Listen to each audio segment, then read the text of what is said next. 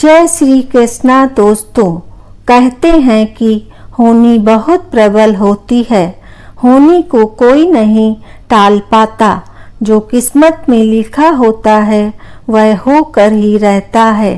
यह एक यमदूत और पंडित की कहानी है। कहानी बहुत ही शिक्षाप्रद एवं ज्ञानवर्धक है, इसलिए कहानी को अंत तक अवश्य सुनिएगा। दोस्तों, पुराने समय की बात है। एक गांव में एक ज्ञानी पंडित रहता था। एक दिन अचानक उसे अपने बचपन के मित्र की याद आ जाती है। वह पंडित अपने बचपन के मित्र से मिलने के बारे में सोचता है और फिर वह अगले ही दिन अपने बचपन के मित्र से मिलने के लिए उसके गांव की ओर चल देता है। पंडित का वह मित्र बचपन से ही एक पैर से अपाहिज और जुबान से गूंगा था। पंडित के गांव से उसके मित्र का घर काफी दूर था। वहां जाने के लिए रास्ते में कई छोटे बड़े गांव पड़ते थे। पंडित रास्ते में अपने मित्र से मिलने की खुशी में चला जा रहा था, क्योंकि आज वह बड़े दिनों के बाद अपने मित्र से मिलने के लिए जा रहा था। अभी वह कुछ दूर ही चल पाया था कि रास्ते में उसकी मुलाकात एक व्यक्ति से होती है। वह व्यक्ति भी पंडित के साथ ही चलने लगता है। उस आदमी को देखकर पंडित सोचने लगा कि चलो, अच्छा हुआ, इस व्यक्ति से बातें करते हुए रास्ता आसानी से कट जाएगा। बातें करने के उद्देश्य से पंडित उस व्यक्ति से उसका नाम पूछते हैं, तो उस व्यक्ति ने अपना नाम धर्मराज बताया। पंडित को यह नाम कुछ अजीब सा लगा, लेकिन उन्होंने नाम के विषय में ज़्यादा कुछ पूछना उचित नहीं समझा। दोनों आपस में बातें करते हुए साथ साथ चल रहे थे। तभी रास्ते में एक छोटा सा गांव आता है। गांव के प्रवेश द्वार पर पहुंचते ही धर्मराज ने पंडित जी से कहा कि पंडित जी, आप आगे चलो, मुझे इस गांव में कुछ कार्य है। मैं वह कार्य समाप्त करके आपसे आगे मिलता हूँ। पंडित बोला, ठीक है, और वह वहां से चलने लगता है। कुछ ही देर बाद खबर फैली कि एक व्यक्ति को आवारा सांड ने कुचल दिया है। जैसे ही सांड ने उस व्यक्ति को कुचला, उसके ठीक कुछ देर बाद ही धर्मराज पंडित के पास वापस आ जाता है। फिर दोनों आगे की ओर चलना शुरू कर देते हैं। चलते चलते वह दोनों एक दूसरे गांव के मुख्य द्वार पर पहुंच जाते हैं।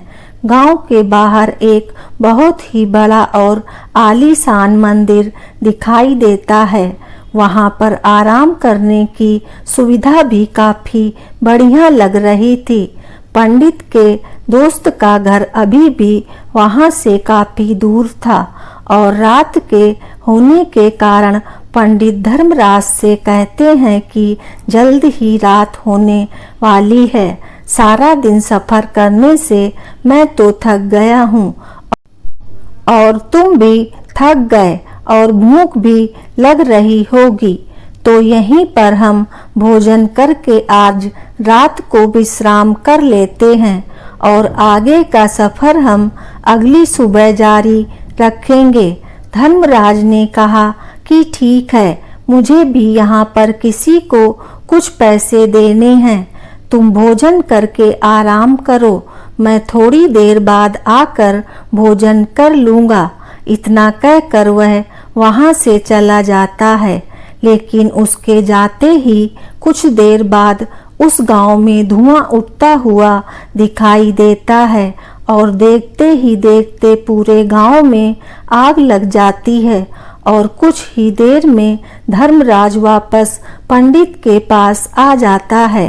यह देखकर पंडित ने हैरानी से सोचा कि यह धर्मराज कुछ तो गड़बड़ है, यह जहाँ पर भी जाता है वहाँ पर कोई न कोई अनहोनी जरूर हो जाती है। यह व्यक्ति कुछ तो अजीब है, लेकिन फिर भी पंडित जी ने धर्मराज से कुछ पूछना उचित नहीं समझा। अगले दिन सुबह होते ही दोनों फिर से अपनी यात्रा शुरू कर देते हैं। कुछ समय बाद आगे एक गांव और आ जाता है। धर्मराज ने फिर पंडित से कहा कि पंडित जी आप आगे चलिए, मुझे इस गांव में अपने मित्र के भाई से मिलने जाना है। मैं उससे मिलने के बाद आपको आगे रास्ते में मिलूंगा। यह कहकर धर्मराज वहां से चला गया, लेकिन पंडित इस बार आगे नहीं बढ़ा। वह वहीं खड़ा होकर धर्मराज को देखने लगा कि वह कहाँ पर जाता है और क्या करता है। तभी उस गांव में थोड़ी देर बाद लोगों के चिल्लाने की आवाज सुनाई देने लगी कि एक व्यक्ति को सांप ने काट लिया है और उसकी मृत्यु हो गई है।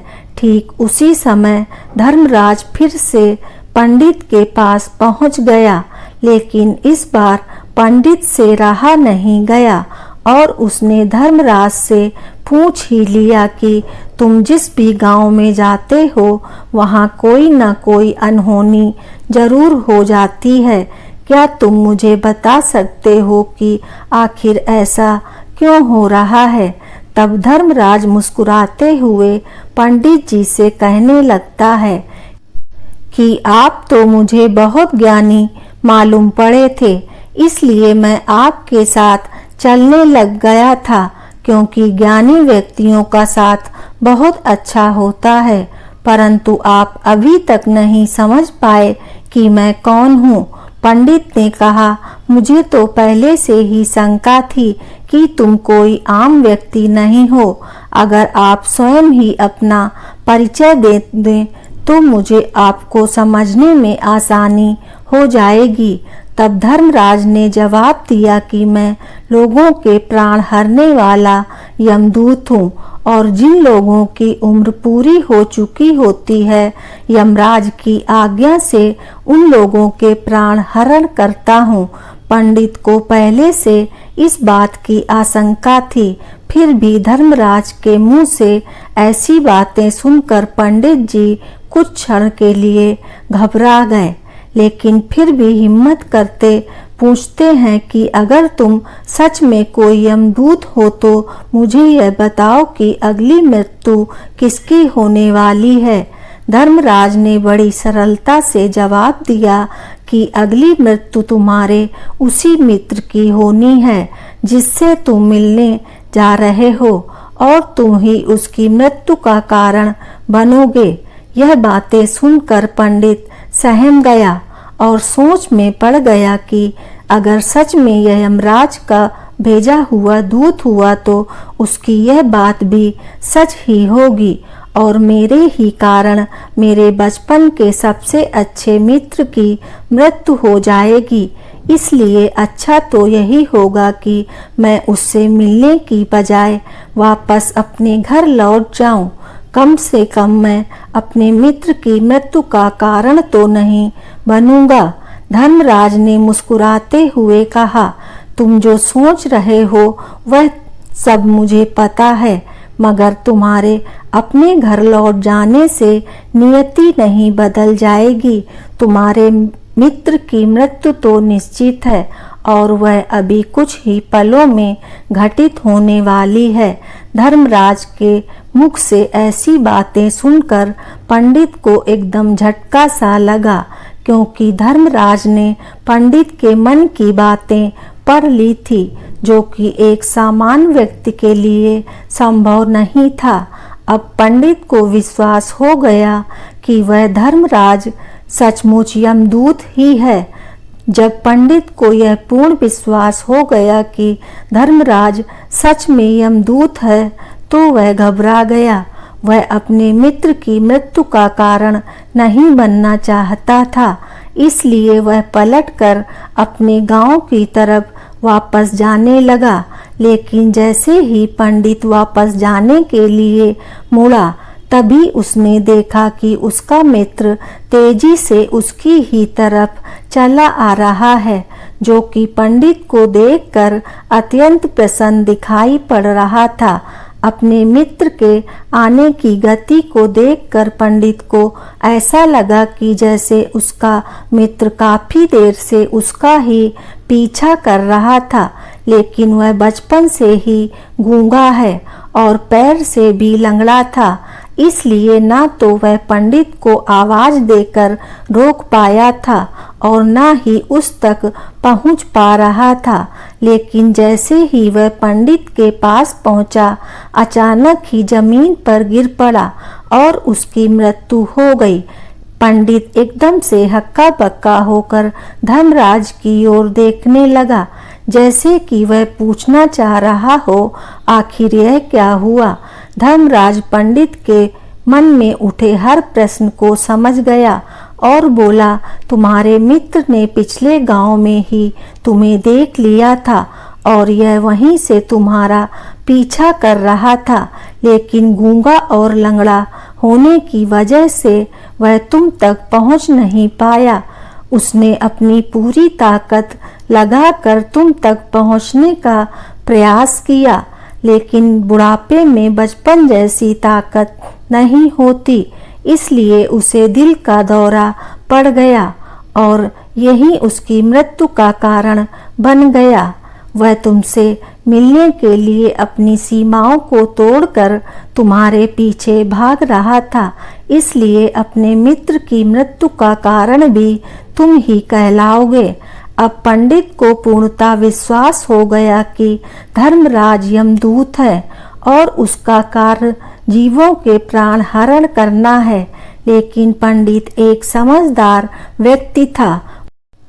वह यह भी जानता था कि मृत्यु पर किसी का वश नहीं चलता, सबको एक ना एक दिन मरना ही है। यही सोचकर उसने अपने आप को संभाल लिया और अचानक ही पंडित के मन में अपनी मृत्यु के बारे में पूछने की भी इच्छा हुई और पंडित धर्मराज से पूछने लगा कि जब मृत्यु मेरे दोस्त की होनी थी तो तुम मेरे साथ क्यों चल रहे थे। यह प्रश्न सुनकर धर्मराज जोर से हंसा और बोला, मैं तो हर पल सभी के साथ चलता हूँ, किंतु लोग पहचान नहीं पाते, क्योंकि लोगों के पास अपनी समस्याओं के अलावा किसी और व्यक्ति, वस्तु या घटना के बारे में सोचने के लिए समय होता ही नहीं है। पंडित ने कहा, तो क्या तुम बता सकते हो कि मेरी मृत्यु कब, कहाँ और कैसे होगी। धर्मराज ने कहा, हालांकि किसी भी सामान्य जीव के लिए अपनी मृत्यु के बारे में जानना ठीक नहीं है, क्योंकि कोई भी जीव हो वह अपनी मृत्यु के बारे में जानकर दुखी हो जाता है। तुम ज्ञानी व्यक्ति मालूम पड़ते हो और तुमने जिस तरीके से अपने मित्र की मृत्यु को सहन कर लिया है, उसे देखकर लगता है कि तुम अपनी मृत्यु के बारे में जानकर भी दुखी नहीं होगे। इसलिए मैं तुम्हें तुम्हारी मृत्यु का स्थान, समय बता देता हूँ। तुम्हारी मृत्यु आज से ठीक 6 महीने बाद आज ही के दिन किसी दूसरे राज्य में फांसी लगने से होगी। और सबसे हैरानी की बात तो यह होगी कि तुम स्वयं ही खुशी से उस फांसी को स्वीकार कर लोगे। इतना कहकर धर्मराज वहां से चला गया, क्योंकि अब धर्मराज के पास पंडित के साथ चलने का कोई कारण नहीं बचा था। इसके बाद पंडित ने अपने मित्र के शरीर का अंतिम संस्कार किया और उसका क्रियाक्रम करके अपने गांव वापस आ गया। लेकिन कोई व्यक्ति कितना भी ज्ञानी क्यों ना हो, अपनी मृत्यु के बारे में जानकर दुखी तो होता ही है और मृत्यु से बचने का कोई ना कोई उपाय भी खोजता है। पंडित ने भी वही किया। पंडित भी किसी तरह मृत्यु से बचने का उपाय सोचने लगा, क्योंकि पंडित विद्वान था, इसलिए उसकी पहचान उस राज्य के राजा तक थी। पंडित ने सोचा कि राजा के पास तो कई सारे ज्ञानी मंत्री हैं, वह मेरी मृत्यु से संबंधित समस्या का कोई न कोई समाधान अवश्य ही निकाल लेंगे। पंडित यही सोचता हुआ राज दरबार में पहुंच जाता है और राजा को सारी घटना के बारे में बताता है। राजा ने अपने मंत्रियों को सारी समस्या बताई और उनसे सलाह मांगी। अंत में सभी ने विचार विमर्श करके कहा कि अगर पंडित की बात सही है तो उसकी मृत्यु भी 6 महीने बाद ही होगी, लेकिन मृत्यु तो तब होगी जब वह किसी दूसरे राज्य में जाएगा। यदि वह किसी दूसरे राज्य में जाए ही ना तो मृत्यु भी नहीं होगी। मंत्रियों की सलाह राजा को भी सही लगी। इसके बाद राजा ने पंडित के रहने की सारी व्यवस्था महल में ही कर दी। राजा के आदेश के बिना उस पंडित से किसी को भी नहीं मिलने दिया जाता था, लेकिन पंडित कहीं भी आ जा सकता था ताकि पंडित को यह न लगे कि वह राजा की कैद में है। परंतु पंडित डर के मारे स्वयं ही कहीं आता जाता नहीं था। धीरे धीरे कई महीने गुजर गए और पंडित की मृत्यु का समय नजदीक आने लगा और अंततः वह भी दिन आ गया जिस दिन पंडित की मृत्यु होनी थी।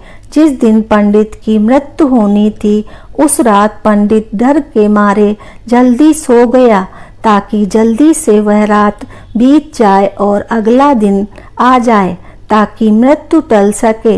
लेकिन पंडित को नींद में चलने की बीमारी हो गई थी और नींद में चलने की बीमारी तभी होती है जब वह व्यक्ति रात को ठीक से सो नहीं पा रहा हो।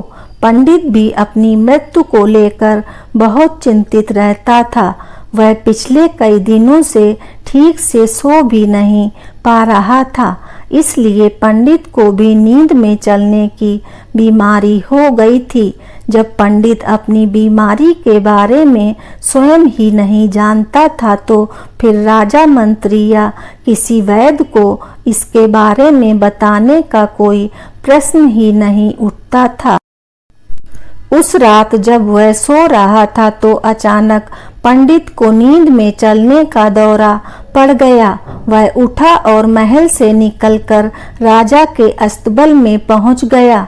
क्योंकि पंडित राजा का खास मेहमान था, इसलिए किसी भी पहरेदार ने उसे नहीं रोका और न ही किसी तरह की कोई पूछताछ की। अस्तबल में पहुंचकर वह सबसे तेज चलने वाले घोड़े की पीठ पर सवार होकर नींद में ही अपने राज्य की सीमा से बाहर दूसरे पड़ोसी राज्य में चला गया। इतना ही नहीं, वह दूसरे राज्य में जाकर राजा के महल में पहुंच गया। उसे महल के किसी पहरेदार ने भी नहीं रोका और न ही पूछताछ की। सभी लोग रात्रि का अंतिम पहर होने के कारण गहरी नींद में थे। वह पंडित सीधे राजा के शयन कक्ष में पहुंच गया, जहां राजा रानी सो रहे थे। वहीं पर पंडित भी जाकर सो गया। सुबह हुआ तो राजा ने पंडित को रानी के बगल में सोया हुआ देखा तो वह बहुत क्रोधित हुआ। राजा ने पंडित को कैद करने का आदेश दिया। पंडित गिरफ्तार हो गया, लेकिन पंडित तो भौचक्का था। उसे तो कुछ समझ ही नहीं आ रहा था कि आखिर वह दूसरे राज्य में और राजा के शयन कक्ष में कैसे पहुंचा। लेकिन वहां उसकी यह सब बातें सुनने वाला कोई नहीं था। राजा ने पंडित को दरबार में पेश करने का आदेश दिया। कुछ देर बाद उस पंडित को दरबार में लाया गया। पंडित को देखते ही राजा इतना आग बबूला हो गया कि उसे फांसी पर चढ़ा देने का हुक्म सुना दिया। फांसी की सजा सुनकर पंडित घबरा गया, लेकिन फिर भी थोड़ी सी हिम्मत जुटाकर राजा से बोला कि हे महाराज, मैं नहीं जानता कि मैं आपके राजमहल में कैसे पहुंचा। मैं यह भी नहीं जानता कि मैं आपके शयन कक्ष तक कैसे पहुंच गया।